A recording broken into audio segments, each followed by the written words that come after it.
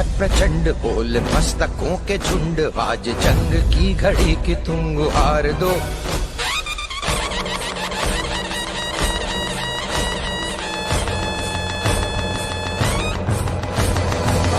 है प्रचंड, बोल मस्तकों के झुंड, आज जंग की घड़ी की तुम गुहार दो।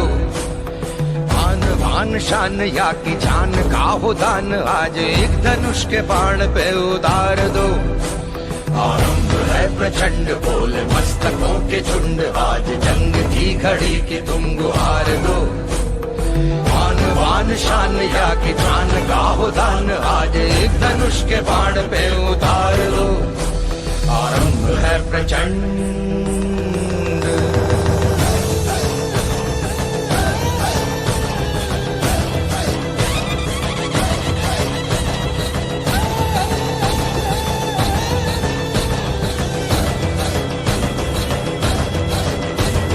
मन करे सो प्राण दे, जो मन करे सो प्राण ले, वही तो एक सर्वशक्तिमान है।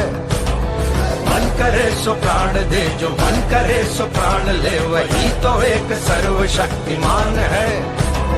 कृष्ण की पुकार है, ये भागवत का सार है, कि युद्ध ही तो वीर का प्रमाण है। कौरवों की भीड़ हो या पांडवों का नीड़ हो, जो लड़ सका है वो ही तो महान है। जीत की हवस नहीं, किसी पे कोई वश नहीं, क्या जिंदगी है ठोकरों पे मार दो। मौत अंत है नहीं तो मौत से भी क्यों डरे, ये जाके आसमान में दहाड़ दो। आरंभ है प्रचंड, बोले मस्तकों के झुंड, आज जंग की घड़ी की तुम गुहार दो। गुड इवनिंग भाई, गुड इवनिंग जी, की हाल चाल जी। धनुष के बाण पे उतार, एक बार सारे बच्चे फटाफट से हाजिरी लगा दो भाई, लाइक लगा के। सारे के सारे बच्चे फटाफट से लाइक ठोक दो जी।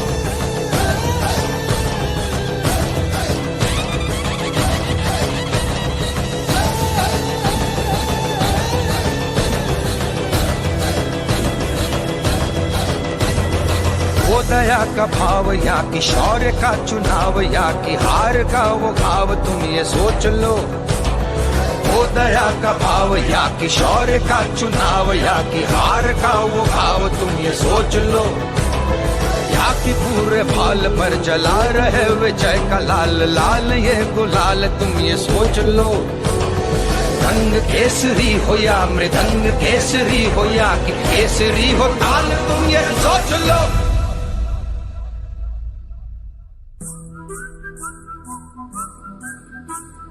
जिस कवि की कल्पना, गुड इवनिंग भाई, गुड इवनिंग, गुड इवनिंग सारे नु भाई, की हाल चाल जी। आज तुम नकार दो, बढ़िया हो सारे, भीगती मसों में आज फैमिली बढ़िया एकदम।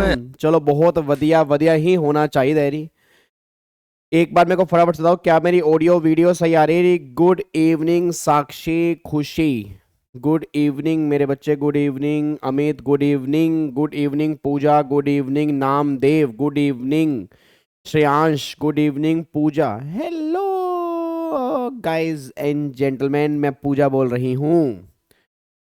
Good evening Sumit, good evening Remanshi, good evening Tanushree, good evening Chirag, good evening Upkar, good evening CA aspirant Shruti Jha. क्या बात है, क्या बात है, क्या बात है, बहुत बढ़िया, जबरदस्त, एकदम मस्त मौज बहार। चलो जी बहुत बढ़िया जी, मैं एकदम सबसे बढ़िया जी, मस्त एकदम, बहुत बढ़िया जी।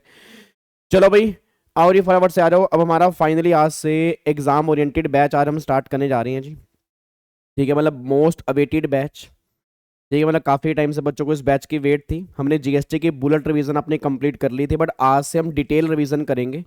और पहले हम स्टार्ट कर रहे हैं इनकम टैक्स के, आज हम रिवीजन स्टार्ट कर रहे हैं। 2-3 छोटे मोटे डाउट्स हैं, पहले वो डाउट्स क्लियर कर लेते हैं, देन फिर अपनी रिवीजन स्टार्ट करेंगे।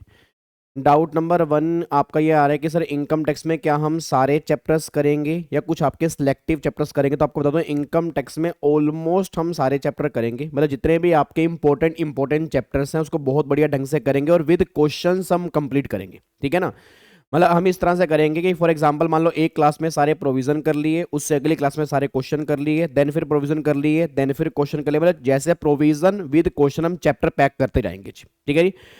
दूसरा बच्चे का डाउट यार है सर मैं रिवीजन कहाँ से करेंगे? भाई नोट्स हमें आप दोगे या नोट्स हमें कैसे? तो जो रेगुलर बैच वाले बच्चे हैं उनके पास तो नोट्स हैं ही हैं, और जो रेगुलर बैच वाले बच्चे नहीं हैं, मैं आपको बता दूं एक बहुत इंपॉर्टेंट बात मैं आपको बताने जा रहा हूँ। ICAI ने अभी समरी बुक निकाली है, DT और IDT दोनों की निकाली है सारांश के नाम से, ठीक है जी। बट उसमें प्रॉब्लम क्या, उसमें CA फाइनल के भी टॉपिक कंबाइन किए हुए हैं, तो CA फाइनल वाले हमें डिस्कस नहीं करने। CA इंटर लेवल पर जो भी टॉपिक्स है ना वो बहुत बढ़िया तरीके से उन्होंने समराइज किए हुए हैं, ठीक है ना, मतलब बहुत बढ़िया तरीके से सारी अमेंडमेंट्स भी इनकॉर्पोरेट हैं, ठीक है। अगर आपको मिल रहे हैं तो अच्छी बात है, नहीं तो मैं वो टेलीग्राम चैनल पे डाल दूंगा। आपकी बेस्ट समरी बुक है, मतलब जिसके पास रेगुलर बैच के नोट्स हैं फिर तो अपने वहीं से रिवीजन कर लो, कोई दिक्कत वाली बात नहीं है, आप इसको भी डाउनलोड कर सकते हो। बट मैं जो यहाँ पे रिवीजन कराऊंगा, जो सारांश बुक इन्होंने इशू की है उससे हम सारी रिवीजन करेंगे, मोस्ट डिटेल में हम रिवीजन करेंगे और साथ में क्वेश्चन की प्रैक्टिस भी करेंगे, बस ये पर ध्यान दो जी, ठीक है जी। तीसरी बात कि सर क्या ये क्लास मतलब क्या CS या CMA वाले बच्चे भी देख सकते हैं? देखो एक्सक्लूसिवली बैच मेरा CA इंटर वाले बच्चों के लिए है जिनके भी May 24 में एग्जाम है, बट सिलेबस CS वाले बच्चों का भी सेम होता है, CMA का भी सेम होता है, तो आप भी आराम से देख सकते हो, कोई दिक्कत वाली बात नहीं है। बट एक्सक्लूसिवली यहाँ पे क्वेश्चन मैं कराऊंगा या कंटेंट जो होगा वो CA वाले बच्चों का ही होगा, बट सिलेबस आपका सेम है, तो आपकी भी डबल रिविजन हो सकती है। अगर आपको करना है तो मोस्ट वेलकम, कोई दिक्कत वाली बात नहीं है, सिलेबस आप भी कंप्लीट अपना कर सकते हो जी, ठीक है जी। चलो जी इधर सुनो ध्यान से, मैं कहना क्या चाह रहा हूँ नहीं।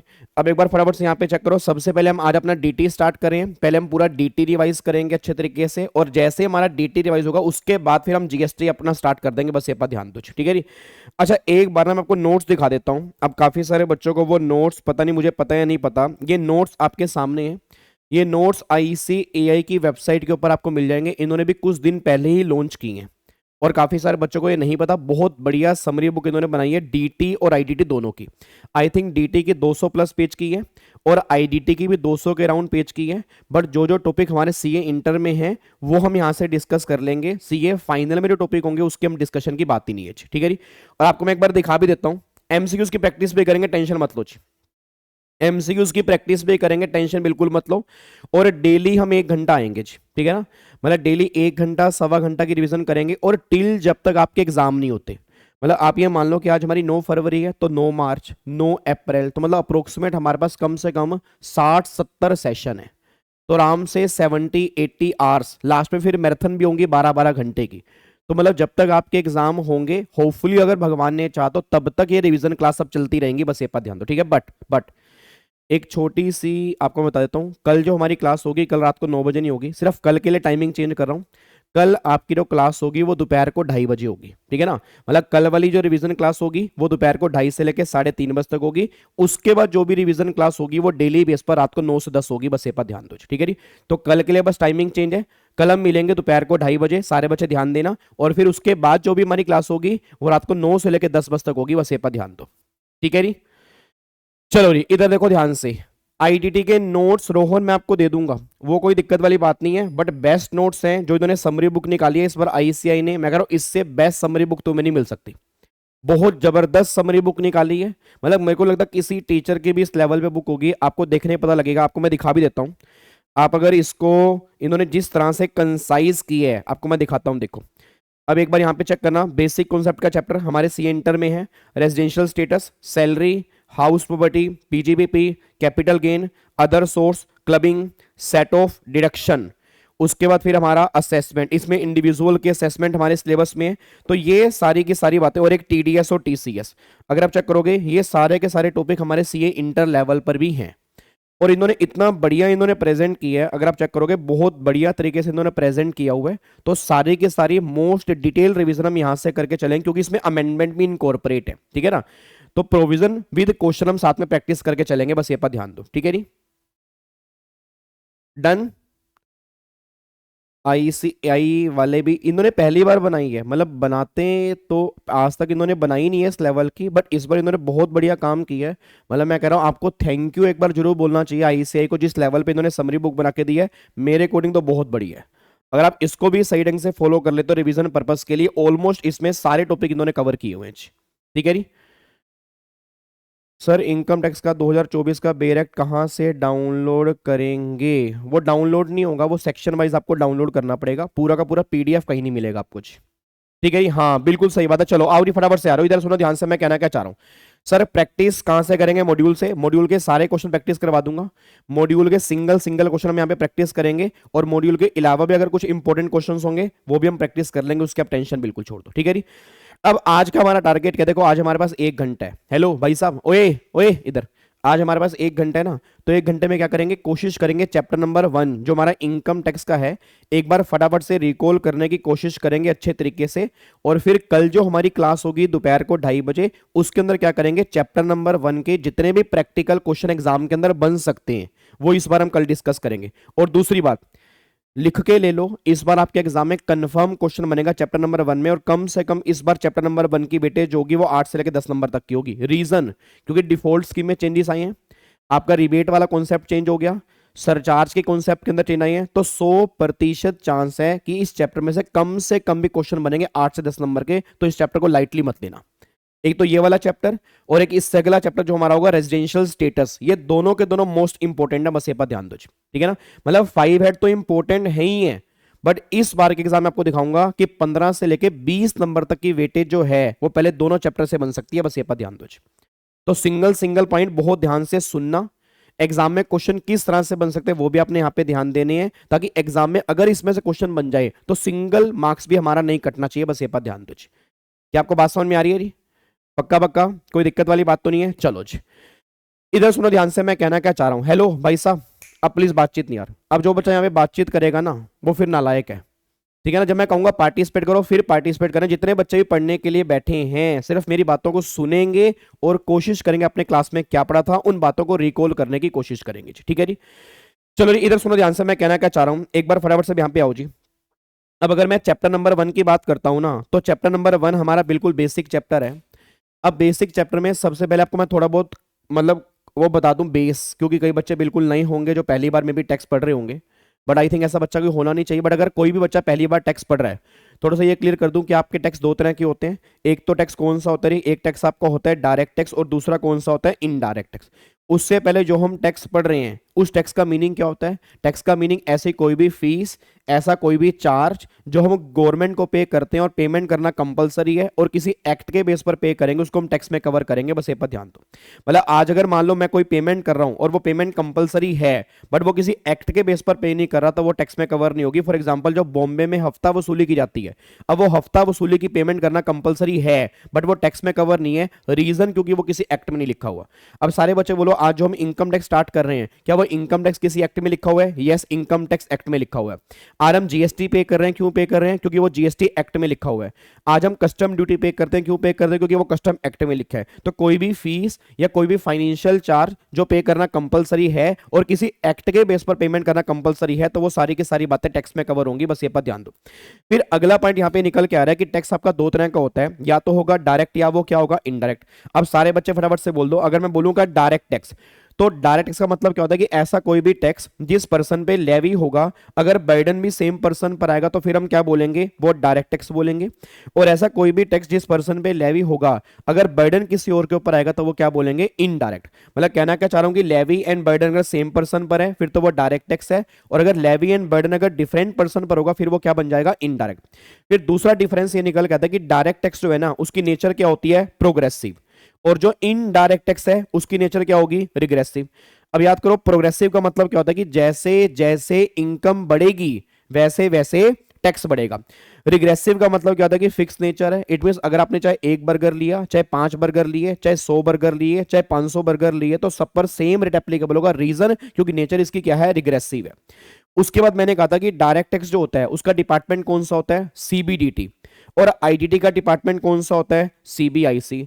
और सीबीडीटी की फुल फॉर्म क्या होती है, central board of direct tax, और इसकी फुल फॉर्म क्या निकल के आती है, central board of indirect tax and custom. यहां पर ये पॉइंट निकल के आता है।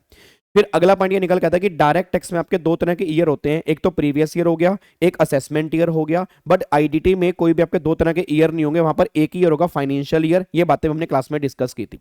उसके बाद मैंने कहा था कि डायरेक्ट टैक्स जो है, फॉर एग्जांपल इनकम टैक्स, उसका रिवेन्यू सेंट्रल गवर्नमेंट के पास जाता है, बट आईडीटी जो है उसका रिवेन्यू कहां पे जाता है? Central government, state government. Region, क्योंकि सीजीएसटी का रिवेन्यू सेंट्रल गवर्नमेंट के पास जाएगा और एसजीएसटी का रिवेन्यू स्टेट गवर्नमेंट के पास जाएगा। ये भी डिफरेंस यहां पे निकल के आता है। फिर अगला डिफरेंस ये निकल के आता है कि डायरेक्ट टैक्स के एग्जाम्पल में क्या आएगा? इनकम टैक्स आएगा, गिफ्ट टैक्स आएगा, कॉर्पोरेट टैक्स आएगा, ये सारे के सारे डायरेक्ट टैक्स है। और आईडीटी के एग्जाम्पल में हमारे सिलेबस में सिर्फ जीएसटी है और कस्टम भी आपका एक तरह का इनडायरेक्ट टैक्स है, बस ये पर ध्यान दो। फिर अगला पॉइंट ये निकल के आ रहा है कि डायरेक्ट टैक्स जो है वो किस पे लगेगा? इनकम पर लगेगा, इनकम के अराइज होने पर लगेगा। बट आईडीटी में जीएसटी, जो जीएसटी एप्लीकेबल होगा वो जीएसटी किस पे लगेगा जी? जीएसटी लगेगा सप्लाई पे। सप्लाई किसकी? या तो गुड्स की या सर्विस की। बट अगर बात करूंगा कस्टम की, तो कस्टम जो है वो सिर्फ गुड्स पर एप्लीकेबल होगा और इंपोर्ट और एक्सपोर्ट होने पर एप्लीकेबल होगा, बस ये पर ध्यान दो। तो ये सारी बातें बेसिक बेसिक डिफरेंस हमने यहाँ पे कंप्लीट किए थे। अब मेरा पूरी क्लास से क्वेश्चन निकल के आ रहा है, ये डिफरेंसेस कंप्लीट करने के बाद ना आई थिंक बेस क्लियर होगा कि टैक्स का मतलब क्या है, डायरेक्ट किसे कहते हैं, इनडायरेक्ट किसे कहते हैं, ये सारी बातें हमने समझ ली। एक छोटी सी बात मैं एक और बता दूं, अब जो हम इनकम टैक्स पढ़ने जा रहे हैं, सारे बच्चे फटाफट से बोल दो, इनकम टैक्स को बनाने वाली कौन है? सेंट्रल गवर्नमेंट है या पार्लियामेंट है? तो ऑब्वियस सी बात है, बनाने वाला कौन है जी? पार्लियामेंट। अब अगर बनाने वाली पार्लियामेंट है, इसको पावर कहां से मिली? याद करो, एक हमने किया था आर्टिकल नंबर 246, वो ये बात कहता है कि आपके इंडिया के संविधान में 7 शेड्यूल है। 7 शेड्यूल में 3 लिस्ट होती हैं। कौन कौन सी लिस्ट होती है? List number 1, list number 2, list number 3। अब सारे बच्चे आवाज मार दो, लिस्ट नंबर 1 में जो भी टैक्स होंगे, मतलब लिस्ट नंबर 1 में जो मैटर होंगे उस पे लॉ बनाने वाली कौन होती है? पार्लियामेंट। लिस्ट नंबर 2 के मैटर पे लॉ बनाने वाली कौन होती है? State assembly. और लिस्ट नंबर 3 के मैटर पे लॉ बनाने वाली कौन होती है? पार्लियामेंट और स्टेट असेंबली दोनों। और जहां पर दोनों में कंफ्लिक्ट होगा तो आर्टिकल 254 ये बात कहता है कि पार्लियामेंट जो होगी वो प्रीवेल करेगी। ये सारी की सारी बातें हमने क्लास में डिस्कस की थी, अगर आपको याद आ रहा हो। इसमें कोई दिक्कत वाली बात तो नहीं है। अब एक बात मेरे को सोच के बताओ जी, मेरा पूरी क्लास से क्वेश्चन निकल के आ रहा है। अब मान लो लिस्ट नंबर 1 की बात करता हूं, मुझे नहीं पता मेरी क्लास में कितने बच्चे इंटेलिजेंट हैं, बट अगर सिंगल बच्चा भी क्लास में इस टाइम इंटेलिजेंट बैठा होगा, याद करो लिस्ट नंबर 1, हेलो भाई साहब, लिस्ट नंबर 1 कि कौन सी एंट्री नंबर के आगे हमारा इनकम टैक्स लिखा हुआ है, मतलब इनकम टैक्स को लगाने की पावर पार्लियामेंट को अगर लिस्ट नंबर 1 से मिली है तो कौन सी एंट्री से मिली है? याद करो, एंट्री नंबर 82 जो हमारा लिस्ट नंबर 1 का है वो बात करते हैं इनकम टैक्स की। अच्छा, एंट्री नंबर 82 में क्या लिखा हुआ है? याद करो 82 की हेडिंग क्या है? Taxes on income other than agriculture income. मतलब वो ये बात कहता है कि हर इनकम पे पार्लियामेंट को टैक्स लगाने की पावर होगी, बट एग्रीकल्चर इनकम को छोड़ के एग्रीकल्चर इनकम पे टैक्स लगाने की पावर पार्लियामेंट के पास नहीं है। अब एक बच्चा ये बात कहता है सर पार्लियामेंट के पास एग्रीकल्चर इनकम पे टैक्स लगाने की पावर नहीं है, तो क्या एग्रीकल्चर इनकम पर टैक्स लगता ही नहीं है? तो अगर लगेगा तो पार्लियामेंट नहीं लगाएगी। याद करो लिस्ट नंबर 2, लिस्ट नंबर 2 में एक एंट्री नंबर 46 आती है, 46 से पावर मिली है स्टेट असेंबली को एग्रीकल्चर इनकम पे टैक्स लगाने की। तो ये सारी की सारी बातें 46 में हमने डिस्कस की थी, बस ये पर ध्यान दो। यहां तक कोई दिक्कत तो नहीं है। तो इनकम टैक्स वाली एंट्री कौन सी हो गई? 82। और अगर एग्रीकल्चर इनकम की बात करूंगा दैट इज एंट्री नंबर 46, वो लिस्ट नंबर 2 के अंदर आती है, बस ये बात ध्यान देना। ये बेसिक बेसिक बातें हमने वहां पे डिस्कस की थी। अब एक पॉइंट में और बताओ जी, अब पार्लियामेंट को इनकम टैक्स का लॉ लगाने की पावर है। हेलो भाई साहब, यार प्लीज देखो, 1 घंटे की बात है सर, रिक्वेस्ट है, हाथ जोड़ के निवेदन है, मैं सही बता रहा हूं सर, आप इसको ना पहली बात तो फ्री बैच मत समझना, क्योंकि अगर आपने जहां इसको फ्री समझ लिया तो उसकी वर्थ आपने खो दी। और मैं इतना आपसे वादा कर रहा हूं, आपको हर क्लास के बाद ये फील होगा कि मैं बहुत कुछ समझ में आया है, हमारी रिवीजन बहुत बढ़िया हुई है, इतना मेरा आपसे वादा है, प्रोवाइडेड अगर आप डेली बेस पे क्लास में आ रहे हो। अगर आप ये सोच रहे हो भाई गाबा सर तो डेली आएंगे, फ्री का बैच है, जब मर्जी देख लेंगे, बाद में देख लेंगे, बिलीव में आप नहीं कर पाओगे। और अगर तुम्हें अभी इस बार एग्जाम निकालने हैं तो मैं तुमसे वादा कर रहा हूं, अगर तुम डेली बेस पर मेरे साथ यहां पे आ जाओगे ना, बहुत कुछ तुम्हें सीखने को मिलेगा और तुम्हारे नंबर चेक कर लेना कितने बढ़िया आएंगे जी।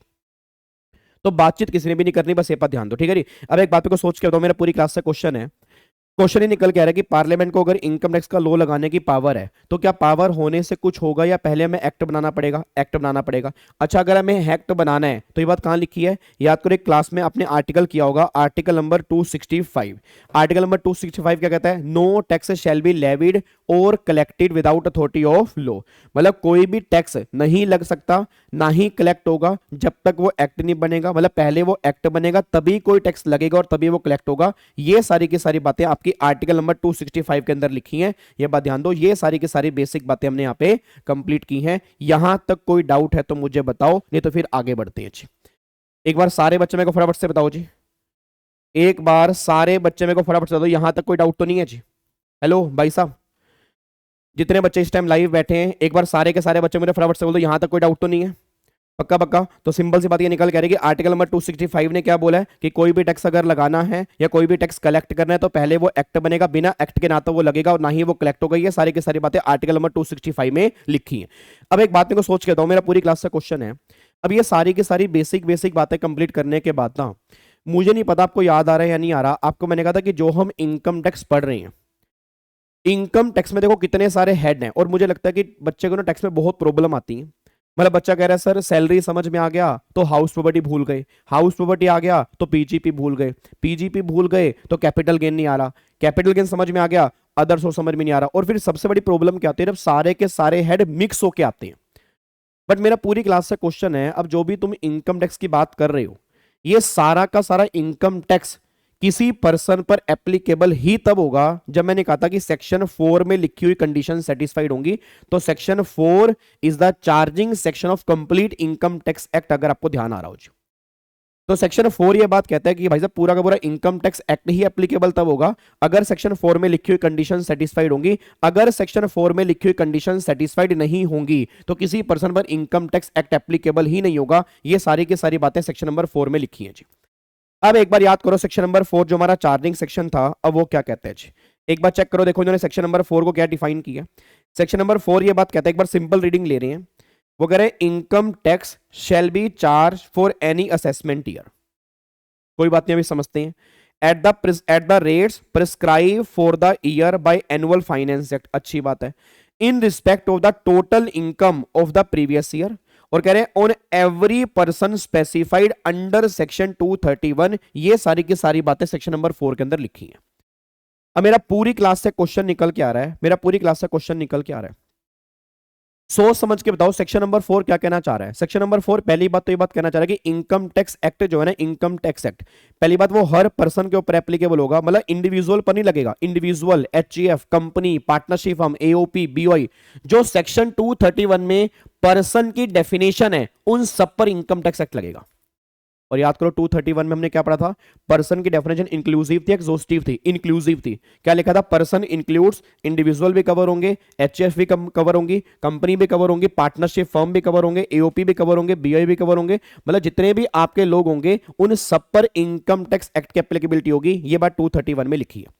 अब दूसरा क्वेश्चन ये निकल के आ रहा है कि सर हर पर्सन पर तो इनकम टैक्स एक्ट लगेगा, बट हर पर्सन की कौन सी इनकम पर लगेगा? तो गवर्नमेंट ने करी वो टोटल इनकम पर लगेगा, बस ये पर ध्यान दो। अब सारे बच्चे एक बार मेरे को फटाफट से बोल दो, अगर टोटल इनकम पर इनकम टैक्स की बातें होंगी तो क्वेश्चन क्या निकल के आ रहा है कि टोटल इनकम का मतलब क्या है। और एक बात मेरे को बताओ, जितने बच्चे मेरे सामने बैठे हैं, झूठ मत बोलना, एग्जाम में हर क्वेश्चन में ना नॉर्मली वो क्या पूछता है कि टोटल इनकम निकाल दो, टैक्स निकाल दो। तो सबसे बड़ा क्वेश्चन ये निकल के आ रहा है कि हर पर्सन पर इनकम टैक्स एक्ट तो लगेगा, बट हर पर्सन की टोटल इनकम पर लगेगा। अब टोटल इनकम कैसे कंप्यूट होगी, मेन मुद्दा बस ये निकल के आ रहा है। तो गवर्नमेंट ये बात कहती है कि अगर तुम्हें टोटल इनकम निकालनी है तो सबसे पहले तुम्हें ग्रोस टोटल इनकम निकालनी पड़ेगी। और ग्रोस टोटल इनकम के बाद, ग्रोस टोटल इनकम निकालने के बाद, ओ माय गॉड मेरा पेन गिर गया, किसने नजर लगा दी?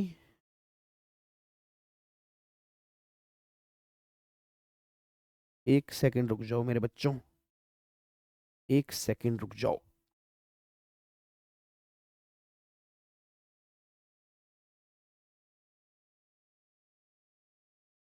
हाँ जी, कौन है नजर बट्टू हमारी क्लास में? बच्चा कह रहा है मैंने नहीं लगाई, मैंने नहीं लगाई। चलो अब एक बात मेरे को फटाफट से बताओ रही, अब मेरा पूरी क्लास से क्वेश्चन निकल के आ रहा है कि अगर मुझे ग्रोस टोटल इनकम निकालनी है तो ग्रोस टोटल इनकम में से क्या माइनस करूंगा जी? डिडक्शंस। और अगर मैं ग्रोस टोटल इनकम में से डिडक्शंस माइनस कर दूंगा तो मेरी क्या निकल के आएगी जी?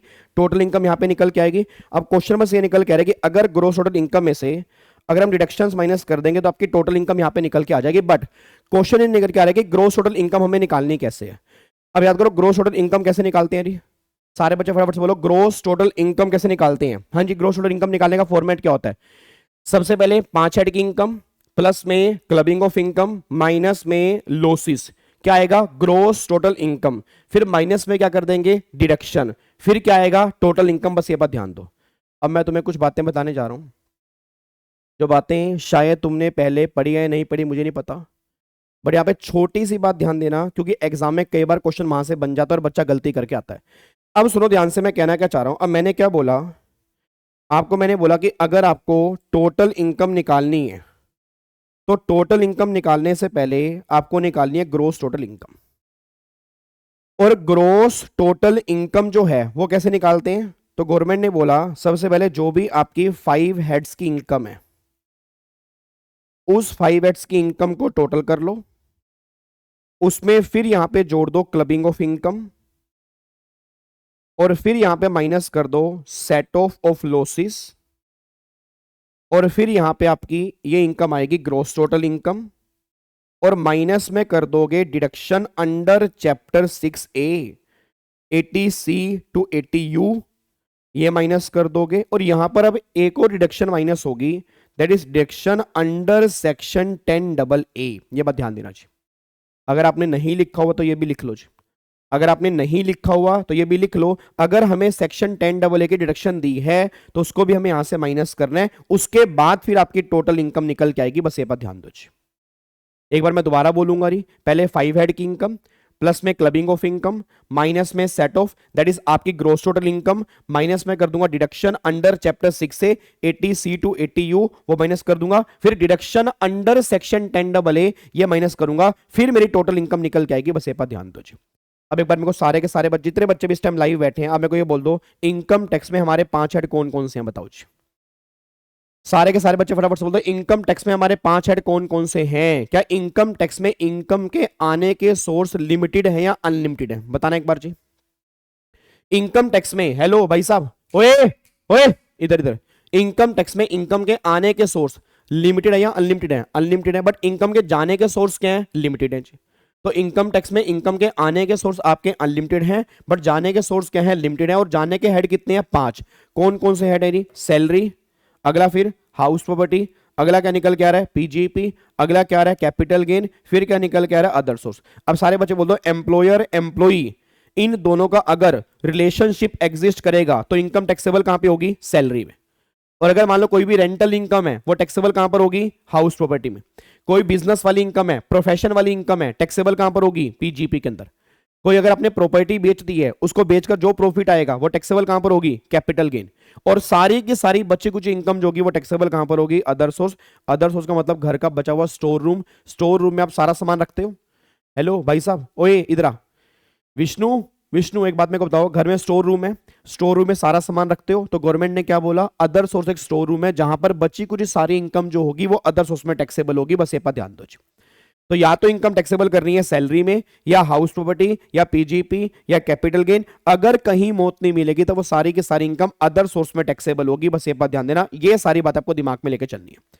अच्छा, अब मैं चेक करता हूं कितने बच्चे क्लास में इंटेलिजेंट बैठे हैं। अभी दूध का दूध पानी का पानी हो जाएगा।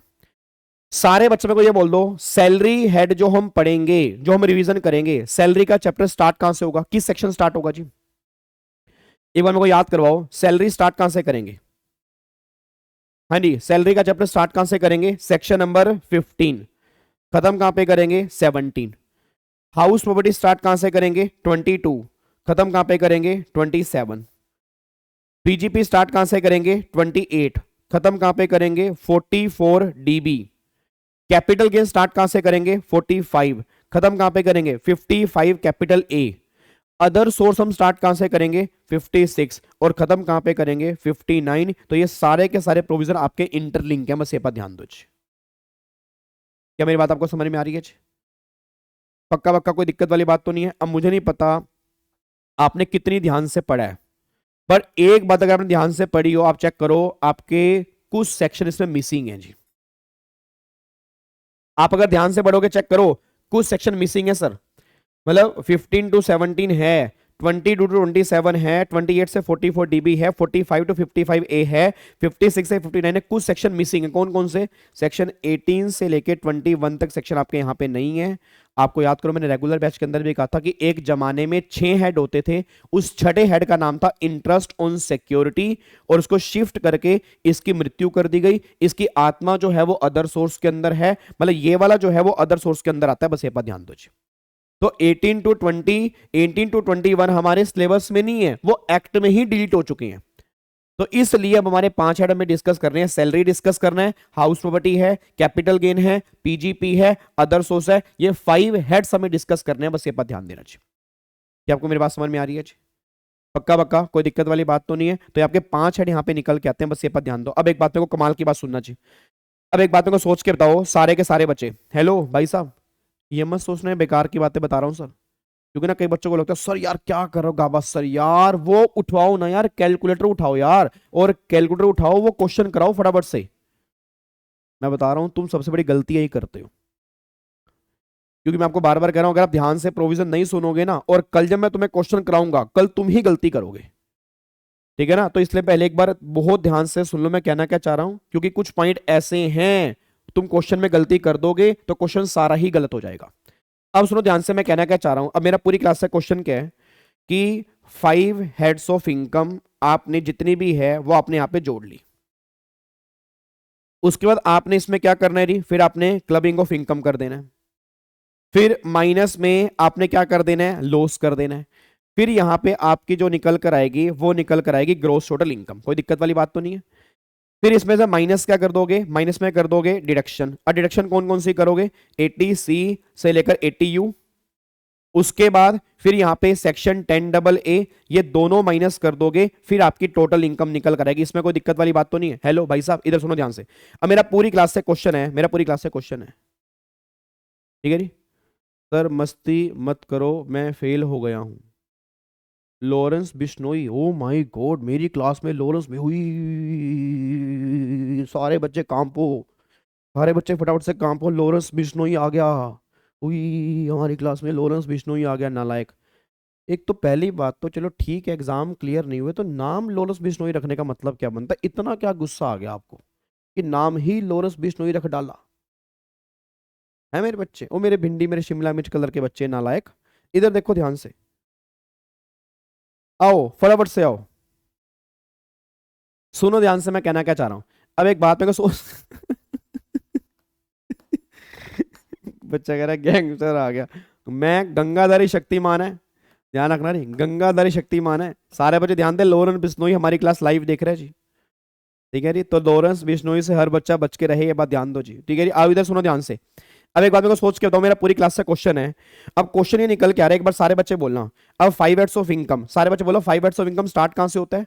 सैलरी स्टार्ट कहां से होगा? 15, और अदर सोर्स 56 से लेकर 59। तो 15 से लेकर 59 तक जो सेक्शंस है ना वो सारे के सारे यहां पे आएंगे। याद है किसी को क्लबिंग ऑफ इनकम स्टार्ट कहां से होगा जी? हेलो भाई साहब, याद है किसी को clubbing of income? Clubbing of income section number 60 से लेके 69 तक सारे सेक्शन, सॉरी 60 से लेके 65 तक सारे सेक्शंस हमारे क्लबिंग ऑफ इनकम के हैं। फिर 70 से लेके 79 तक सारे सेक्शंस हमारे सेट ऑफ के हैं। फिर सेक्शन 80 वाली हमने माइनस कर दी डिडक्शन, फिर 10AA, फिर आपकी टोटल इनकम निकल के आ गई। अब मुझे नहीं पता आपने कितने ध्यान से देखा है, अगर आपने ध्यान से देखा हो 15 to 59 है, 60 to 65 है, 70 to 79 है। आप चेक करो 66 से लेकर 69 तक के सेक्शंस यहां पे नहीं है। अब मुझे नहीं पता किसको याद है किसको याद नहीं है। 66 से लेकर 69 तक सारे के सारे सेक्शन कौन से हैं? वो ब्लैक मनी वाले। याद करो अनएक्सप्लेन इनकम, आपको मैंने क्लास के अंदर भी कहा था कि 78% से वो टैक्सेबल होती है। तो अनएक्सप्लेन मनी वाले जो सेक्शंस हैं वो सारे 66 से लेकर 69 तक जो भी सेक्शंस हैं ना वो सारे के सारे अनएक्सप्लेन मनी, अनएक्सप्लेन इन्वेस्टमेंट वाले हैं। बस ये पर ध्यान दो जी। तो ये पूरा का पूरा फॉर्मेट आपका निकल के आ रहा है जी, ठीक है जी। तो ये पूरा का पूरा फॉर्मेट निकल के आ रहा है। एक बार लास्ट टाइम मुझे बोल दो, फिर हम आगे बढ़ रहे हैं जी। सारे बच्चे बताओ, अगर मुझे टोटल इनकम निकालनी है तो टोटल इनकम से पहले क्या निकालनी पड़ेगी? Gross total income. Gross total income कैसे निकालेंगे? 5 हेड की इनकम प्लस में क्लबिंग ऑफ इनकम माइनस में सेट ऑफ, क्या आएगी? Gross total income. माइनस क्या कर देंगे? डिडक्शन। कौन कौन सी? अंडर चैप्टर 6 से 80C to 80U। और फिर अगला पॉइंट क्या निकल के आ रही? Section number 10AA। इनको माइनस करने के बाद क्या आएगी? Total income. तो इस तरह से हम टोटल इनकम कैलकुलेट करेंगे, बस ये पर ध्यान दो। अब एक बार मेरे को सारे बच्चे फटाफट से बोल दो, अब जो टोटल इनकम मेरे को लेनी है तो क्या ये टोटल इनकम मुझे असेसमेंट ईयर की लेनी है, प्रीवियस ईयर की लेनी है? बताओ जी। सारे बच्चे मेरे को फटाफट से बोलो, जो भी टोटल इनकम तुम्हें लेनी है वो इनकम किस साल की लेनी है? प्रीवियस ईयर की लेनी है, असेसमेंट ईयर की लेनी है? प्रीवियस ईयर की, क्योंकि इनकम किस साल की निकालनी है? प्रीवियस ईयर की। और प्रीवियस ईयर की इनकम पर टैक्स हमें कब पे करना होगा? असेसमेंट ईयर में। ये बात तो क्लियर है। तो अगला पॉइंट ये निकल के आ रहा है कि प्रीवियस ईयर और असेसमेंट ईयर का मतलब क्या है।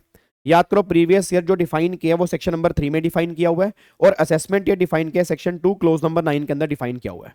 अब प्रीवियस ईयर का मतलब क्या होता है? प्रीवियस ईयर मतलब जिस साल में इनकम कमाओगे वो साल तुम्हारा क्या बन जाएगा? Previous year. इनकम टैक्स में करंट ईयर को ही प्रीवियस ईयर बोलते हैं, बस ये पर ध्यान दो। इट मीन आज अगर मेरी तारीख 9 फरवरी 2024 है, ये वाला साल मेरा 1 अप्रैल 2023 से स्टार्ट हुआ, और ये वाला साल मेरा 31 मार्च 24 को खत्म होगा। आज हमारी 9 फरवरी है, तो ये साल अभी चल रहा है, but that is my previous year. 23-24 is my previous year. तो इनकम टैक्स में प्रीवियस मतलब पिछला नहीं होता, इनकम टैक्स मतलब जो करंट ईयर चल रहा है, जिस भी साल में तुम इनकम अर्न करोगे ना, उस साल को प्रीवियस ईयर बोलोगे, बस ये बात ध्यान दो। अच्छा, एक बात मैं और बोलना, क्या प्रीवियस ईयर 12 महीने का हो सकता है या 12 से कम भी हो सकता है? 12 से कम भी हो सकता है। अब प्रीवियस से स्टार्ट कहां से करेंगे वो डिपेंड करता है कि बिजनेस आपने सेटअप कहां से किया। कमेंसमेंट की बात नहीं कर रहा, हेलो भाई साहब, कमेंसमेंट की बात नहीं कर रहा।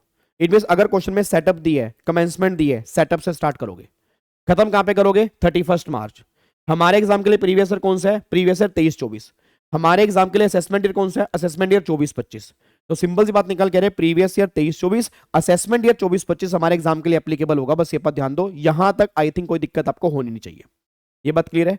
अच्छा, एक बात मैं और बताऊं, प्रीवियस ईयर हम स्टार्ट करेंगे बिजनेस सेटअप से स्टार्ट करेंगे, बट क्या ये हर साल ऐसा होगा या पहले साल ऐसा होगा? पहले साल मतलब पहले साल ऐसा हो सकता है कि प्रीवियस ईयर 12 महीने से कम हो, अदरवाइज प्रीवियस ईयर भी हर साल 12 महीने का होगा, बट जिस साल में बिजनेस सेटअप किया उस साल में 12 महीने से कम भी हो सकता है, बस ये पर ध्यान दो। क्या बात क्लियर है? अच्छा, एक बात मेरे को बताओ, असेसमेंट ईयर, क्या असेसमेंट ईयर 12 महीने से कम हो सकता है? Answer is no. Assessment year always 12 महीने का होगा, और 1 अप्रैल से लेकर 31 मार्च तक चलेगा, और प्रीवियस ईयर से अगला साल हमारा क्या होगा? Assessment year. मतलब जिस भी साल में हम टैक्स पे करेंगे वो हमारा क्या बनेगा? असेसमेंट ईयर बनेगा, बस ये पर ध्यान दो। तो अगर आप चेक करोगे, देखो यहां पर उन्होंने पहले वही लिखा हुआ है कि इनकम जो हमें टैक्सेबल करनी है वो असेसमेंट ईयर में टैक्सेबल करनी है, और किस इनकम पर टैक्स लगाएंगे? जो इनकम हमने प्रीवियस ईयर में कमाई होगी उस इनकम पर हम असेसमेंट ईयर में टैक्सेबिलिटी करेंगे, बस ये पर ध्यान दो। ये सारी की सारी बातें आपकी यहां पे निकल के आ रही है, कोई दिक्कत वाली बात तो नहीं है? पक्का पक्का ही, क्या इसको लोग कर सकते हैं? चलो अब अगले पॉइंट पर आओ जी। अगला पॉइंट फिर क्या निकल के आ रहा है? देखो, जनरल रूल क्या बोलता है कि प्रीवियस ईयर की इनकम जो है वो असेसमेंट ईयर में टैक्सेबल होती है, बट कुछ केस में प्रीवियस ईयर की इनकम प्रीवियस ईयर में ही टैक्सेबल होती है। मैं दोबारा बोलूंगा, नॉर्मल रूल ये बात कहता है कि प्रीवियस ईयर की इनकम हमें टैक्सेबल करनी है असेसमेंट ईयर में, बट कुछ केस में गवर्नमेंट कहते हैं कि प्रीवियस ईयर की इनकम जो है वो प्रीवियस ईयर में ही टैक्सेबल होगी। अब वो कौन कौन से केस निकल के आ रहे हैं? पहला, इट मीन अगर कोई नॉन रेजिडेंट है और वो शिपिंग के बिजनेस में है तो उसकी प्रीवियस ईयर की इनकम प्रीवियस ईयर में ही टैक्सेबल करनी है, बस ये पर ध्यान दो। दूसरा, अगर कोई पर्सन परमानेंटली इंडिया छोड़ के बाहर जा रहा है उसकी प्रीवियस ईयर की इनकम प्रीवियस ईयर में ही टैक्सेबल करनी है।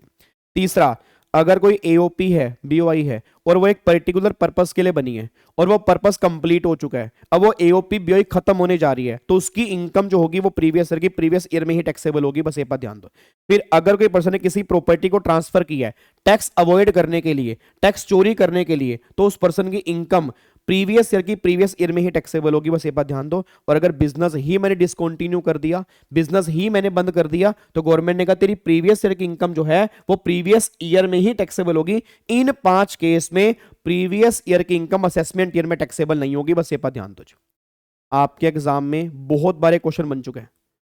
हेलो भाई साहब, बिश्नोई साहब, बिश्नोई साहब सुनो ध्यान से। हेलो, ओए भाई साहब, बिश्नोई साहब सुनो पहले।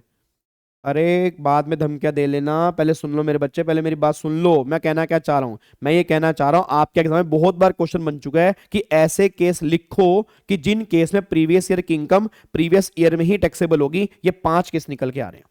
एक बार सारे बच्चे 5 के 5 केस लिख दो। रही पहला केस कौन सा निकल के आ रहा है? Shipping business in case of non resident, पहला केस ये निकल के आ रहा है। दूसरा केस क्या निकल के आ रहा है? पर्सन लिविंग इंडिया, दूसरा केस से निकल के आ रहा है। तीसरा केस क्या निकल के आ रहा है? एओपी, बीओवाई और फिर आपका एजेपी, अगर ये बनी है किसी पर्टिकुलर इवेंट के लिए, थर्ड केस से निकल के आ रहा है। फोर्थ केस क्या निकल के आ रहा है? Person likely transfer property for avoidance of tax, fourth case से निकल के आ रहा है। और फिफ्थ आ रहा है बिजनेस डिसकंटिन्यू। इन 5 केस में प्रीवियस ईयर की इनकम प्रीवियस ईयर में ही टैक्सेबल होगी, बस ये पर ध्यान दो।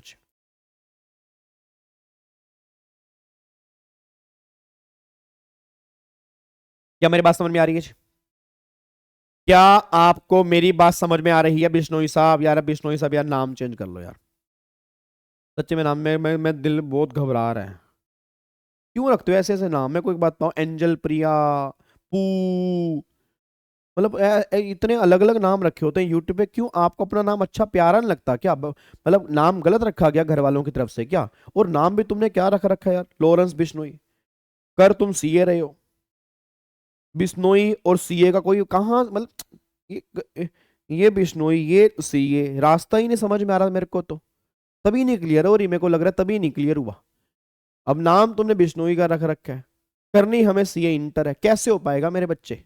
नाम रखो तुम लक्ष्मी नारायण, ठीक है? नाम रखो तुम कोई बढ़िया सा, फिर देखो भाई सब पॉजिटिविटी आएगी एकदम, मजा, मस्त मस्त पढ़ने के अंदर मजा आएगा आपको। ठीक है जी, चलो जी, यहां तक क्लियर है?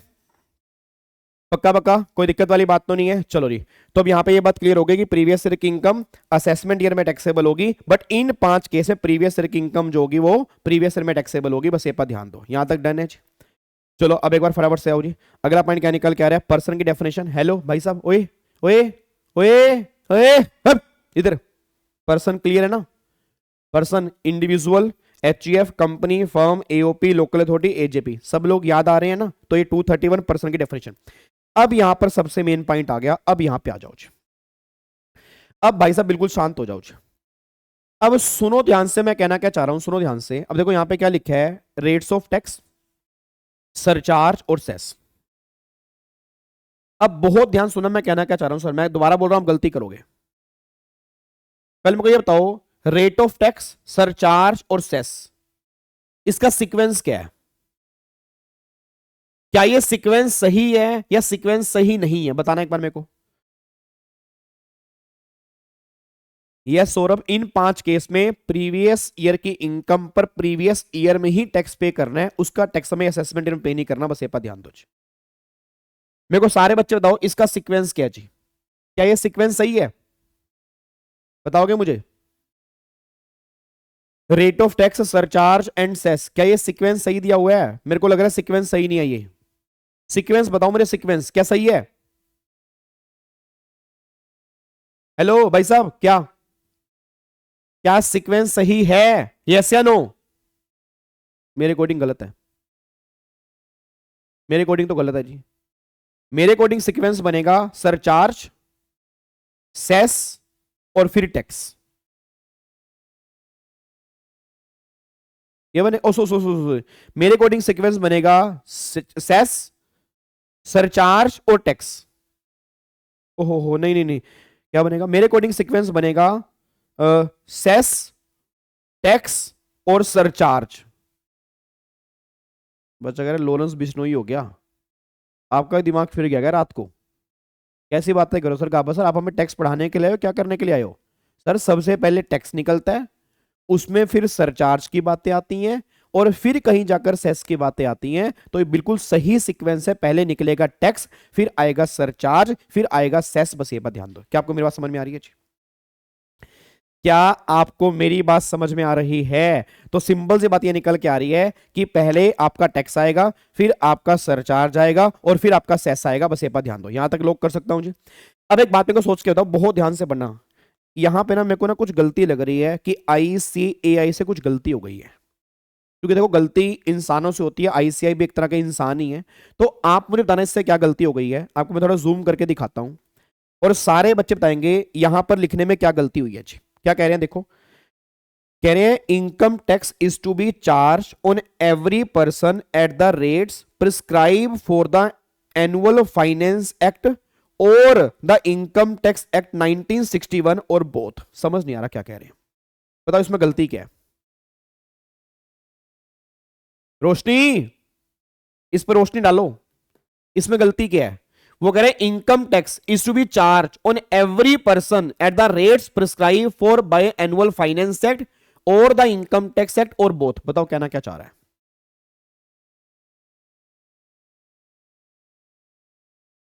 जल्दी बोलो फटाफट से जी, क्या दिक्कत आ रही है इसमें?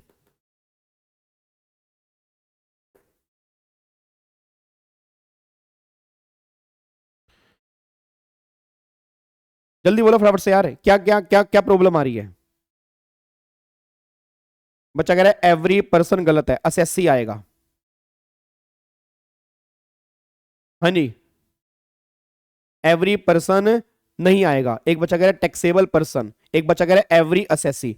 सुनो ध्यान से री, मतलब इन्होंने एक्चुअल में क्या है, पहली बात तो पर्सन कभी टैक्स पे करने के लायबल नहीं होता, असेसी टैक्स पे करने के लायबल होता है। तो यहां पे असेसी वर्ड आना चाहिए कि असेसी जो है वो टैक्स पे करेगा, पर्सन, याद करो पर्सन कभी टैक्स पे करने के लायबल नहीं होता। पहले वो असेसी बनेगा, फिर वो टैक्स पे करने के लायबल होगा। All assessees are person but all persons are not an assessee. तो यहां पे असेसी की बात होगी, पर्सन की बात नहीं होगी। दूसरी बात, एक बात मेरे को बताओ, ये क्या कहना चाह रहा है कि आपके रेट फाइनेंस एक्ट में भी हैं, आपके रेट इनकम टैक्स एक्ट में भी हैं, और ये दोनों रेट पे एप्लीकेबल होंगे। किसकी बात कर रहा है? सारे के सारे बच्चे बोल दो, आपको मैंने क्लास में 2 स्कीम करवाई थी। हेलो भाई साहब, अब मजाक नहीं है, अब मजाक नहीं बिल्कुल। आपको मैंने क्लास में 2 स्कीम करवाई थी, अगर आपको याद आ रहा हो। एक तो मैंने कहा था कि आपकी डिफॉल्ट स्कीम है सेक्शन नंबर 115 BAC वाली, जो इस बार एग्जाम के अंदर 100% बनने वाली है, क्योंकि ये डिफॉल्ट स्कीम हो चुकी है। मैं सोनी 1000% कंफर्म हूं कि 115 BAC में से इस बार क्वेश्चन कंफर्म बनेगा ही बनेगा। और दूसरी स्कीम हमारी यहां पे निकल के आ रही है ऑप्शनल स्कीम।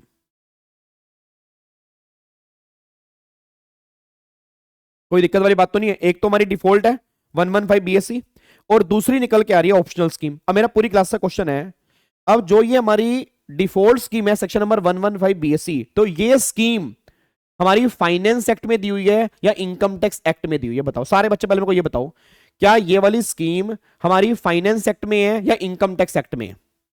सारे बच्चे पहले ये बोलो मेरे को, क्या ये वाली स्कीम हमारी फाइनेंस एक्ट में है या इनकम टैक्स एक्ट में है? सर ये वाली स्कीम किस में है? डिफॉल्ट स्कीम किस में है? हेलो भाई साहब, डिफॉल्ट स्कीम किस में है? सर आपके मुंह पे सरस्वती माता मेरे मुंह में क्यों बैठेगी नालायक? मेरी जीभा के ऊपर बैठेगी, मुंह में सरस्वती माता कहां बैठ जाएगी नालायक? इधर देखो ध्यान से, ये वाली स्कीम किस में है? काश तुम मुझसे टैक्स ना पड़े होते, काश तुम मुझसे टैक्स ना पड़े होते, कसम लगे खुदा की तुम मुझसे टैक्स ना ही पड़े होते।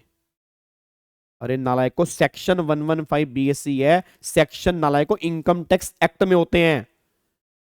खोलो अपनी कॉपियां, गावत गावत क्वेश्चन करा दो, गावत सर क्वेश्चन करा दो, एक बार बताना थोड़ा सा सरचार्ज कैसे लगेगा, गावत सर MR करवा दो।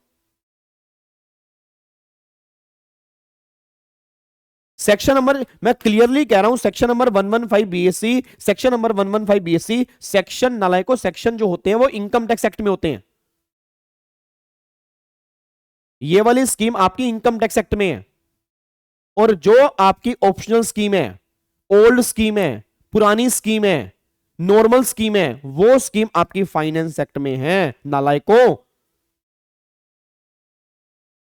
बिश्नोई साहब, दो धमकियां इनको, 2 धमकियां दो आप इनको, दे दो। मैं ना ना मेरे मेरे कुछ नहीं लगते भैया, ये मेरे कुछ नहीं लगते। मैं अभी तक तुम्हें बचा रहा था उनसे, अब मैं नहीं बचाऊंगा बिल्कुल तुम्हें नालायक। इधर सुनो ध्यान से, मैं कहना क्या चाह रहा हूं यार, जो आपकी डिफॉल्ट स्कीम है सेक्शन नंबर 115 BAC वाली, वो आपकी मेरे बच्चे इनकम टैक्स एक्ट में है, और जो आपकी ऑप्शनल स्कीम है वो आपकी जो है वो फाइनेंस एक्ट में है। बस ये पर ध्यान दो जी। अब एक बात मेरे को सोच के बताओ, मेरा पूरी क्लास का क्वेश्चन है, मेरा पूरी क्लास का क्वेश्चन का निकल के आ रहा है, क्वेश्चन ये आ रहा है कि 115 BAC वाले डिफॉल्ट स्कीम आपकी इनकम टैक्स एक्ट में है, और ऑप्शनल स्कीम जो आपकी पुरानी स्कीम है वो सारी की सारी फाइनेंस एक्ट में है।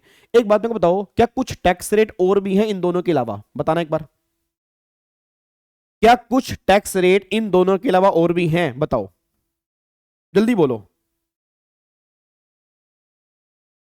क्या कुछ टैक्स रेट आपके इनके अलावा कुछ और भी हैं? याद करो, मैंने क्लास में कुछ तुम्हें करवाए थे, क्या इसके अलावा कुछ टैक्स रेट और भी हैं? हेलो भाई साहब, क्या हो गया? कौन से टैक्स रेट है मुझे बताओ, इसके अलावा टैक्स रेट कौन से हैं? जल्दी बोलो फटाफट से। हाँ शुक्र है भगवान का भाई साहब, शुक्र है भगवान का, हे भगवान तू कहीं पर भी है, शुक्र है तेरा भगवान, लाख लाख शुक्र है। कल कट्टी भाई साहब स्वरूपना का नहीं बनाया इन्होंने मुझे आज, भाई पता लगे मैं क्लास खत्म करने से पहले नाक मेरी कट्टी जाती आज। शुक्र है तुम्हें याद है स्पेशल रेट हैं। अब सुनो ध्यान से, स्पेशल रेट कौन कौन से हैं बोलो। हेलो भाई साहब, स्पेशल रेट कौन कौन से हैं? मुझे फटाफट से बोलो, स्पेशल रेट कौन कौन से निकल के आते हैं? स्पेशल रेट निकल के आते हैं long term capital gain under section 112, उसके बाद long term capital gain under section 112A, जल्दी बोलो। Short term capital gain 111A, आगे बोलो फटाफट से। कैजुअल इनकम 115BB, और एक ऑनलाइन वाली गेम वाली इनकम, ऑनलाइन गेम वाली इनकम नहीं लिखा तो लिख लेना, ऑनलाइन गेम वाली इनकम 115BBJ, 115BBJ। फिर अनएक्सप्लेन्ड मनी, ये सारी की सारी स्पेशल इनकम निकल के आती है, ये सारी की सारी स्पेशल इनकम निकल के आती है जी। पीपी सर कहां पर आ गए, हमारे भाग कहां से खुल गए आज, oh my God. PP sir आज हमारी चैट के अंदर आ गए। तो लॉरेंस बिश्नोई, क्या लॉरेंस बिश्नोई 3-4 आ जाए मेरी क्लास में, आज मेरे को डर ही नहीं है, क्योंकि पीपी सर जिस क्लास के अंदर आ जाएं तो कोई कुछ बिगाड़ नहीं सकता। क्यों पीपी सर, क्या कहना आपका? ये तो आपके कर कदमों पे चल रहे हैं हम, ठीक है जी। थैंक यू पीपी सर, मेरी क्लास में आने के लिए बहुत बहुत धन्यवाद। एक बार सारे बड़े पीपी सर के लिए तालियां बजाएंगे और फटाफट से आगे बढ़ेंगे। एक बात मेरे को बताओ, long term capital gain 112, 112A, 111A, और यहां पर निकल के आ रहा है कैजुअल इनकम 115BB, और आपका ऑनलाइन गेम वाली इनकम है 115BBJ, और फिर अगला आ रहा है अनएक्सप्लेन्ड मनी। अब सारे बच्चे बोल दो, क्या ये टैक्स रेट फाइनेंस एक्ट में, इनकम टैक्स एक्ट में है? हाँ जी, सारे बच्चे फटाफट से बोल दो रही, क्या ये टैक्स रेट जो है, क्या ये फाइनेंस एक्ट में, इनकम टैक्स एक्ट में? फटाफट से बोल दो सारे बच्चे, क्या ये वाले जो रेट हैं फाइनेंस एक्ट में, इनकम टैक्स एक्ट में? फटाफट से बोलो। हेलो भाई साहब, ओए ओए, इधर इधर, क्या ये रेट फाइनेंस एक्ट में, इनकम टैक्स एक्ट में?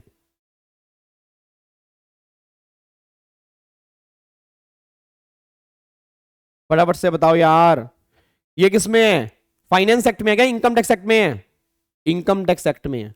आई थिंक अब तुम्हें समझ में आ गया होगा कि आईसीएआई ने यहां पर क्या लिखा है। अब दोबारा पढ़ो क्या लिखा है, दोबारा पढ़ो क्या लिखा है, दोबारा पढ़ो क्या लिखा है। वो कह रहा है income tax is to be charge on every person, मतलब assessee, at the rate prescribe for the year by annual finance act. या तो जो रेट फाइनेंस एक्ट में है उससे टैक्स निकलेगा, या जो इनकम टैक्स में है उससे निकलेगा, और बोथ, और दोनों से भी निकल सकता है। एक बात मेरे को सोच के बताना, अब अगर किसी आदमी ने दो तरह की इनकम कमाई है, नॉर्मल इनकम भी कमाई है और स्पेशल इनकम भी कमाई है, तो नॉर्मल इनकम पर वो नॉर्मल रेट से पे कर सकता है, और स्पेशल इनकम पर स्पेशल रेट से पे करेगा। क्या दोनों रेट एक साथ एप्लीकेबल हो रहे हैं, नहीं हो रहे? यस, इसी चक्कर में यहां पे बोथ लिखा है, बस ये बात ध्यान दो। मैं सिर्फ तुम्हें, तुम्हारे दिमाग में क्लैरिटी देना चाह रहा हूं कि जो इन्होंने लिखा है बहुत बढ़िया तरीके से लिखा हुआ है। मतलब वो ये बात कहना चाह रहे हैं कि भाई साहब फाइनेंस एक्ट में जो रेट है, जो रेट फाइनेंस एक्ट में है वो तो लगेंगे ही लगेंगे, और अगर वो नहीं लगेंगे इनकम टैक्स एक्ट वाले लगेंगे। और कई बार ये दोनों भी एप्लीकेबल हो सकते हैं, वो डिपेंड करता है कि आपकी इनकम कौन सी है, बस ये पर ध्यान दो। क्या यहां तक मेरी बात क्लियर है? पक्का पक्का, इसमें कोई दिक्कत वाली बात तो नहीं है? हाँ जी, इसमें कोई दिक्कत वाली बात तो नहीं है? सर सलमान खान दिख गया मुझे लाइव में। बिश्नोई साहब कोई बात नहीं, अब दिख गया तो उसको पकड़ लो फटाफट से, जल्दी जल्दी पकड़ो। और इधर भी देख लो थोड़ा सा, क्योंकि पेपर है आपके May 24 में, ध्यान रखना आपने क्लियर करना है, ठीक है ना? आपने क्लियर करना है इस बार, ध्यान रखना बिश्नोई साहब, मैं बिल्कुल कुछ नहीं सुनूंगा, ठीक है जी? यहां तक क्लियर है? पक्का पक्का, कोई दिक्कत वाली बात तो नहीं है, इसको लॉक कर सकते हैं। चलो अब एक बात मेरे को बताओ, अब यहाँ पे इस रेट को यूज करके आपने क्या निकाल दिया? सारे बच्चे बोलो, इस रेट को यूज करके क्या निकाल दिया आपने? टैक्स निकाल दिया। अब जो टैक्स निकल कर आया उसमें क्या जोड़ोगे? सरचार्ज। फटाफट से बोल दो, जो टैक्स निकल कर आया उसमें क्या जोड़ोगे? सरचार्ज। अब एक बार चेक करना क्या लिखा है, surcharge is an additional tax payable over and above the income tax, surcharge is levied as a percentage of income tax. क्या इसमें कोई गलती है? सारे बच्चे बोलो, क्या इसमें कोई गलती है? हाँ जी भाई साहब, क्या इसमें कोई भी गलती है क्या? क्या सरचार्ज इनकम पर लगता है, टैक्स पे लगता है? टैक्स पे। याद करो, मैं सरचार्ज का मतलब क्या होता है? Tax on tax. मतलब जो भी आपका टैक्स निकल कर आया उस टैक्स पर गवर्नमेंट करेगी एक और टैक्स एप्लीकेबल होगा, बट वो तब लगेगा अगर तुम्हारी इनकम स्पेसिफाइड लिमिट से ज्यादा है। अब मुझे नहीं पता आपको याद आ रहा नहीं आ रहा, इंडिविजुअल वाले केस में, इंडिविजुअल वाले केस में अभी हम आगे रखे डिस्कस करेंगे। आप अगर डिफॉल्ट स्कीम लोगे तो सरचार्ज अलग है, अगर ऑप्शनल स्कीम लोगे सरचार्ज आपका अलग है। याद है डिफॉल्ट स्कीम वाले केस में क्या रेट होते हैं? अभी आज हम डिस्कस नहीं कर रहे, आज हम डिस्कस नहीं कर रहे, आपको थोड़ा याद करवा रहा हूं। डिफॉल्ट स्कीम वाले केस में क्या सरचार्ज है?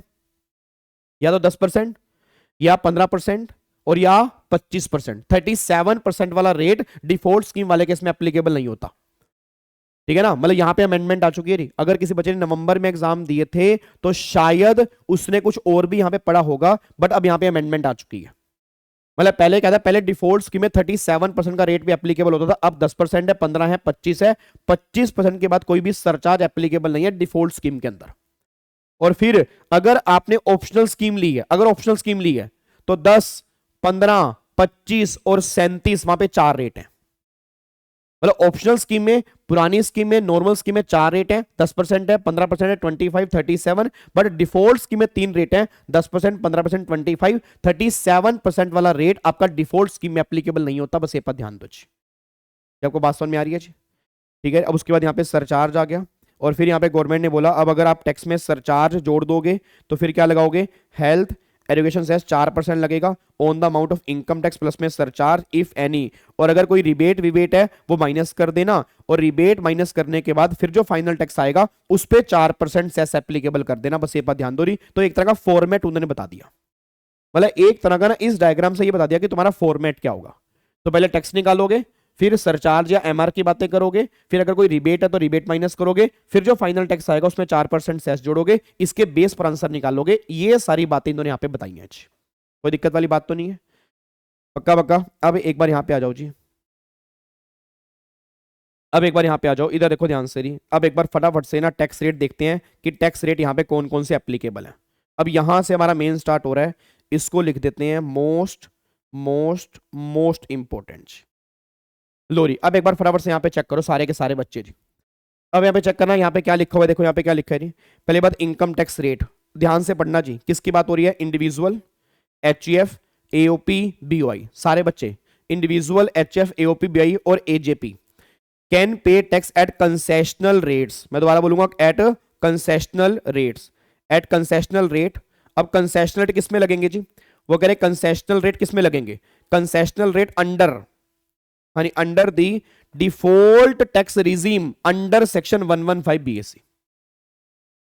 अगर रेगुलर बैच वाले बच्चे हैं, बात मैं उनकी नहीं कर रहा, बट अगर कोई बच्चा पुराना है, अगर कोई बच्चा पुराना है, नवंबर वाला है, तो ध्यान देना आपने डिफॉल्ट स्कीम के अंदर दूसरी स्कीम पढ़ी होगी। अब जो 115 बीएससी वाली स्कीम है, अब वो डिफॉल्ट स्कीम बन चुकी है, अमेंडमेंट पहले ये निकल के आ रही है। सिंपल सी बात है ये। तो कंफ्यूज मत होना कि सर हमने पहले कुछ अलग पढ़ा था, वो चेंज हो चुका है। आपने जो पुरानी स्कीम पहले पढ़ी थी वो डिफॉल्ट स्कीम थी, अब ये स्कीम डिफॉल्ट बन चुकी है। बस ये पर ध्यान दो। और डिफॉल्ट का मतलब क्या होता है कि बाय डिफॉल्ट अब तुम्हें यही स्कीम मिलेगी। अगर तुम्हें पुरानी स्कीम लेनी है वो तुम्हें ऑप्शन लेना पड़ेगा। बस ये पर ध्यान दो। एक बात मेरे को यार मैं बताओ, मैं तुम्हें एग्जांपल देता हूं, जितने बच्चे भी इस टाइम मेरे सामने बैठे हैं एक बात मेरे को बताना। हेलो भाई साहब, एक बात मेरे को बताओ, मेरा पूरी क्लास से क्वेश्चन ये निकल के आ रहा है, पूरी क्लास से क्वेश्चन क्वेश्चन क्वेश्चन ये निकल के आ रहा है। मैं तुम्हें क्या बताऊं, जैसे हाँ आपने कभी ऑनलाइन सामान मंगाया? आपने कभी ऑनलाइन सामान मंगाया? ऑनलाइन कभी सामान मंगाया? मंगाया होगा। तो बाय डिफॉल्ट उसमें कितनी क्वांटिटी आ रही होती है? एक क्वांटिटी। अगर 2 क्वांटिटी लेनी होती है तो क्या आपको एक बार और पुश करना पड़ता है? नहीं करना पड़ता? यस करना पड़ता है। तो डिफॉल्ट का मतलब क्या है? डिफॉल्ट मतलब जो आपको मिलेगी स्टार्टिंग से ही। मतलब अब गवर्नमेंट कह रही है 115 बीएससी वाली स्कीम ऐसी है जो बाय डिफॉल्ट है। बाय डिफॉल्ट का मतलब कि ये स्कीम तुम्हें स्टार्टिंग से मिलेगी। अगर तुम्हें पुरानी स्कीम लेनी है, अगर तुम्हें पुरानी स्कीम लेनी है तो उसका तुम्हें ऑप्शन लेना पड़ेगा, इसके लिए ऑप्शन नहीं मिलेगा। बस ये बात ध्यान दो। एक बच्चा कह रहा है सर बीओआई का मतलब क्या होता है? शिवम मेरे बच्चे, बीओआई का मतलब होता है बॉडी ऑफ इंडिविजुअल, एओपी का मतलब होता है एसोसिएशन ऑफ पर्सन। ठीक है ना? तो यहां पे उसकी बात कर रहे हैं। अब बताओ ये स्कीम किस पे लगेगी? जिनके एग्जाम नवंबर में थे, जिनके एग्जाम भी पहले अगर आपने एग्जाम दिए हैं, ये 115 बीएससी वाली स्कीम ओनली इंडिविजुअल में थी, एचजीएफ में थी। अब ये स्कीम एओपी के अंदर भी आ चुकी है, बीओआई के अंदर भी आ चुकी है, एजेपी के अंदर भी आ चुकी है। बस ये पर ध्यान दो। तो वही बात यहां पे लिखी है, इंडिविजुअल, एचजीएफ, एओपी, बीओआई और AJP can pay tax concessional rate under the default tax regime section number 115 BSC. आगे क्या लिखा है? However such person have to forgo certain exemptions and deduction under this regime. मतलब अगर ये scheme तुम लोगे, अगर ये स्कीम तुम लोगे तुम्हें बहुत सारे बेनिफिट तुम्हें छोड़ने पड़ेंगे। अब कौन से बेनिफिट छोड़ने पड़ेंगे अभी हम चेक करेंगे, और एग्जाम में क्वेश्चन जो बनता है वो नॉर्मली उसमें से ही बनता है। तो वो सारी लिस्ट हमें याद करनी जरूरी है कि सैलरी में कौन से बेनिफिट छोड़ने हैं, हाउस प्रॉपर्टी में कौन से छोड़ने हैं। तो सिंपल सी बात बस ये निकल के आ रही है कि अगर आपने 115 बीएससी लेना है तो बहुत सारे बेनिफिट तुम्हें विड्रॉ करने पड़ेंगे, तभी 115 बीएससी मिलेगा, नहीं तो 115 बीएससी नहीं मिलेगा। बस ये पर ध्यान दो। क्या बात समझ में आ रही है जी? एजीपी का मतलब होता है आर्टिफिशियल जुडिशियल पर्सन, मतलब ऐसे आर्टिफिशियल पर्सन जो कंपनी नहीं है। उसके अलावा फॉर एग्जाम्पल भगवान, शिप, वेसल, फर्नीचर, मशीनरी, ये सारे के सारे एजीपी वाली कैटेगरी में आते हैं जी। वो डिफरेंस मैं बता दूंगा आपको। डिफरेंस बता दूंगा, टेंशन मत लो। अब आगे देखो अगला पॉइंट क्या निकल के आ रहा है। फिर वो कह रहे हैं alternatively they can exercise the option to shift out of the default tax regime and pay tax under optional tax regime. क्या कहना चाह रहे हैं बताओ, जल्दी बोलो फटाफट से क्या कहना चाह रहे हैं।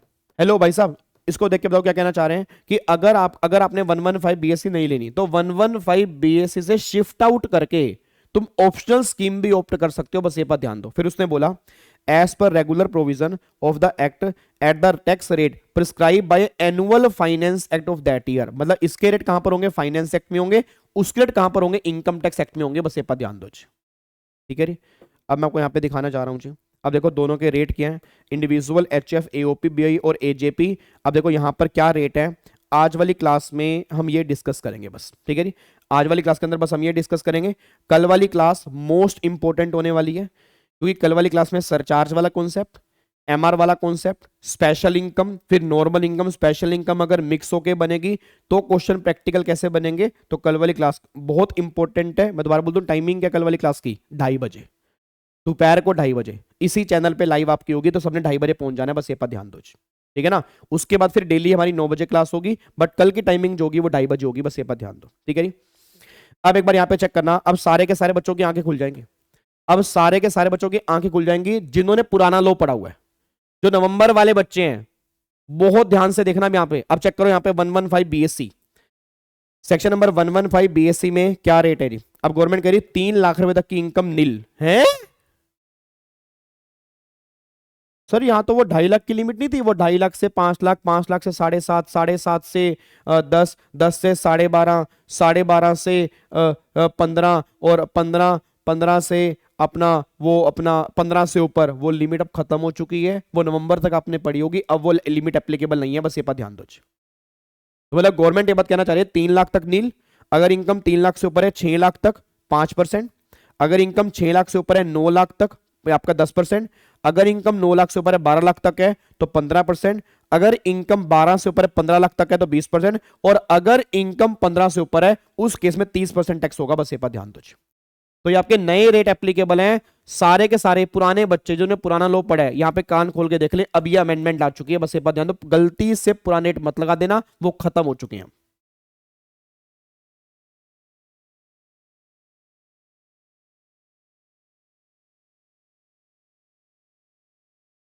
डन है जी।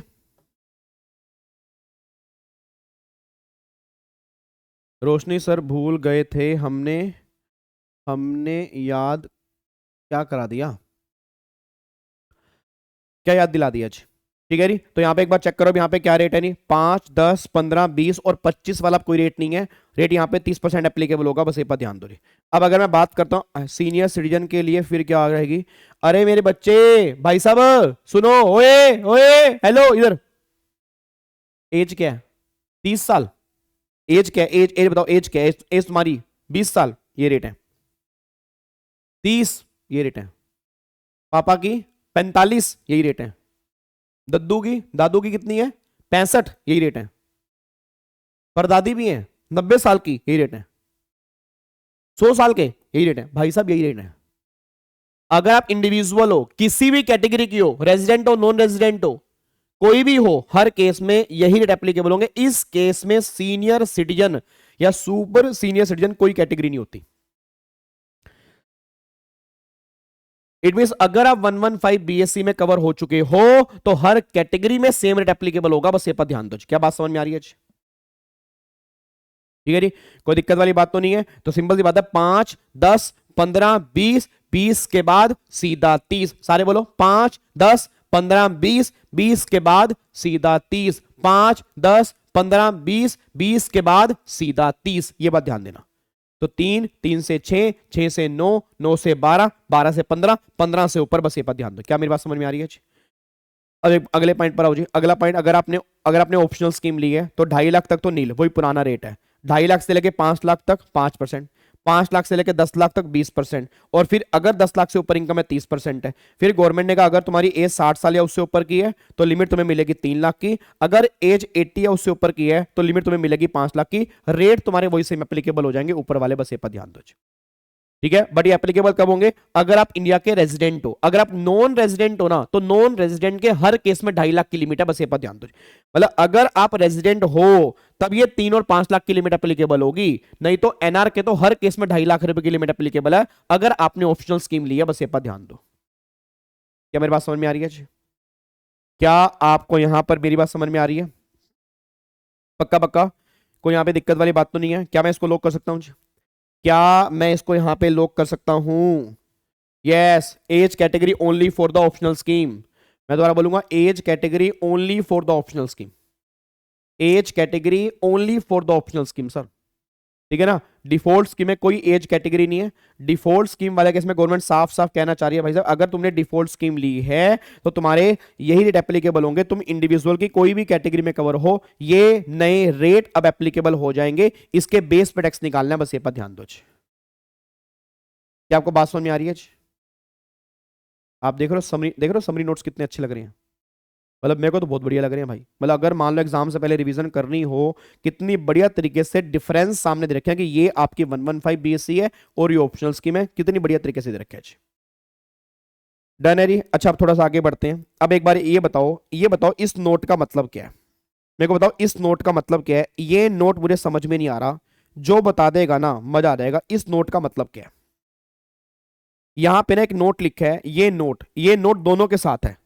ये नोट जो है ना, ये दोनों के साथ है। ये बताओ इसका मतलब क्या है?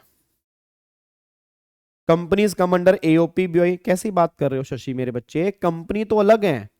एओपी के अंदर कोई पर्सन भी आ सकता है, कंपनी भी आ सकती है, बट कंपनी अगर सिर्फ कंपनी है तो वो कंपनी के अंदर आएगी ना। एओपी मींस कंपनी, फर्म, सब कुछ मिला के वो एओपी बनती है। बीओआई मतलब सिर्फ इंडिविजुअल की बॉडी।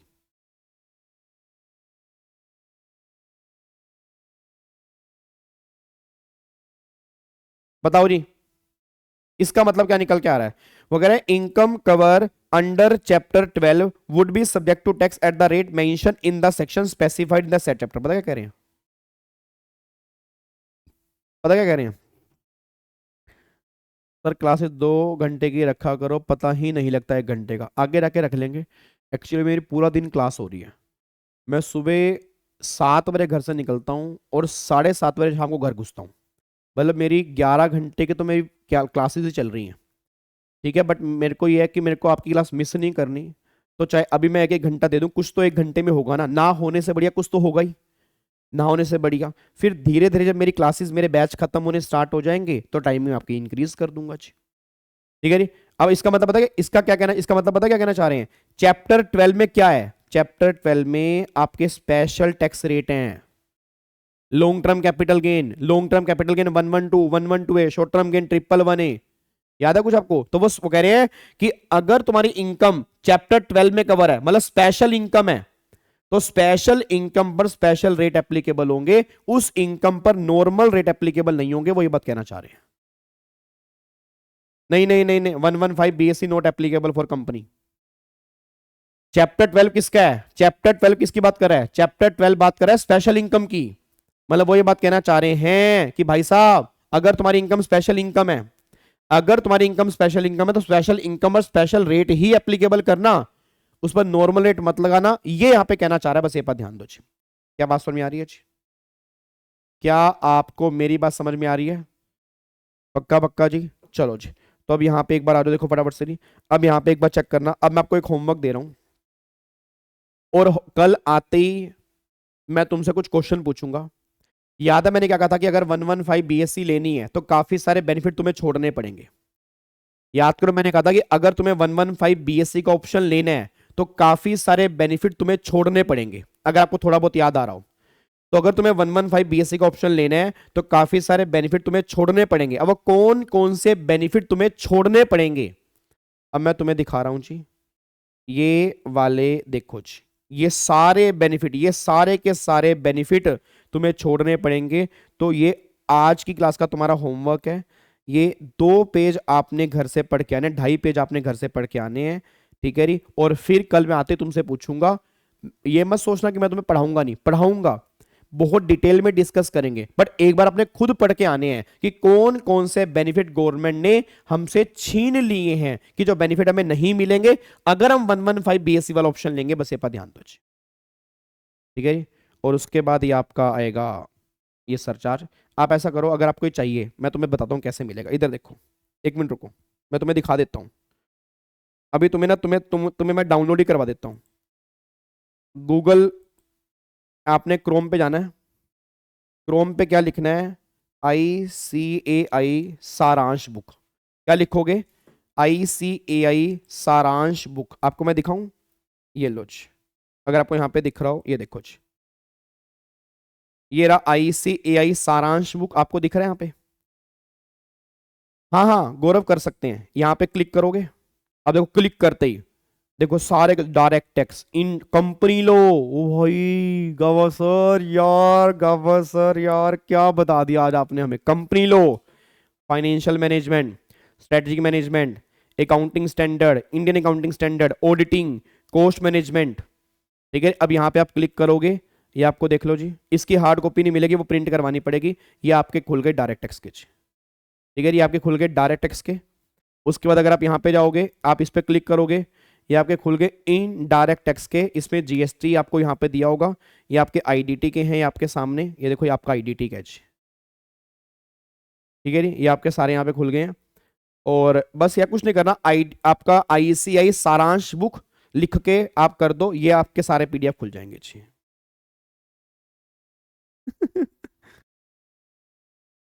बच्चा कह रहा है बहुत बड़ा खजाना, हाथ लग गया भाई साहब आज तो। अरे नालायको, रिवीजन करना इससे, डिटेल में नहीं पढ़ना, ये रिवीजन के लिए है, ये रिवीजन के लिए है। ठीक है ना, तो समझ में आ गया जी। चलो जी, तो लॉक कर दें इसको, पक्का पक्का, कोई दिक्कत वाली बात तो नहीं है। चलो तो फिर बाकी हम मुलाकात कब करेंगे? कल वाली क्लास में। कल कितने बजे मिल रहे हैं? 2:30 बजे। इस वीडियो पे इतने कमेंट आने चाहिए जितने आज तक किसी वीडियो पे नहीं आए। बच्चा कह रहे मतलब ना करे कमेंट, डांट मत खा लेना। लाइक और कमेंट जब पढ़ू ना, दिल खुश हो जाए, बागबान हो जाए। जो रेगुलर बैच वाले बच्चे हैं वो तो हर एक बच्चे का फर्ज बनता है, और हर वीडियो पे कमेंट करने का बनता है, तब तो है मजा, नहीं तो फिर कोई फायदा नहीं है ना फिर तो। ठीक है जी, चलो, हाँ बिल्कुल क्वेश्चन करेंगे जीएसटी के जी। ठीक है जी, चलो तो फिर बाकी मुलाकात करते हैं।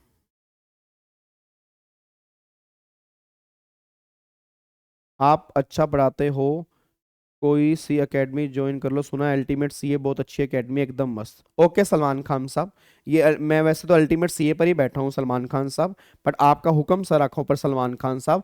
अल्टीमेट सीए मैंने वैसे ज्वाइन किया, वो दोबारा से ज्वाइन कर लूंगा आपके कहने से। बस आप मुझे लॉरेंस बिश्नोई से थोड़ा सा बचा लेना सलमान खान साहब। आप हमारे लाइव चैट के अंदर आते हैं लॉरेंस बिश्नोई और आप, तो हमें थोड़ा सा डर लगता है सलमान खान साहब। हम सीए करने वाले बच्चे हैं, हमने एग्जाम क्लियर करने हैं। ठीक है जी, ओके जी, bye bye, take care, God bless you, love you all, bye bye, जय हिंद, थैंक यू सो मच।